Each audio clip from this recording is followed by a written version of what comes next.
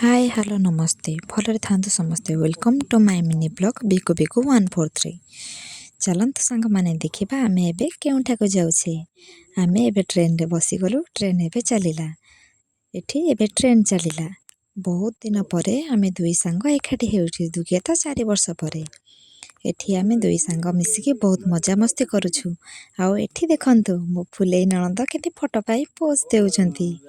आउ एठी मो सासु मो पुओ लूडो खेलुचंती। चलंतु सांग माने मु आपनको डेरी न करी कहिबी आमे एबे कुआडे जाउछे। चलंतु देखिबा एठी पहाड़ बन केमिति सजा होई के रहिचंती। केते सुंदर देखा जाउछि ना। चलंतु मु आपनकर आ समय नेबिनी। चलंतु देखिबा आमे केउठी को जाउछे। आमे एबे आसी पहुंची गलु मा तारिणी को पीठरे। मांकर बहुत सुंदर लीला रही छे। एठी जेहेतु मोबाइल रा अलाउ नथिला सेथि पई हमको मोबाइल डिपॉजिट करबा को पड़िला। सेथि पई आमे अल्प किछि फोटो उठे के एबे चललु।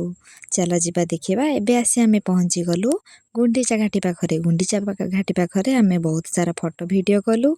एठी मो ननंद इंस्टा पई वीडियो पोस्ट करूचंती। एठी वीडियो तांकर शूट हेई गला। एबे आमे चलिलु फोटो उठेबा पई।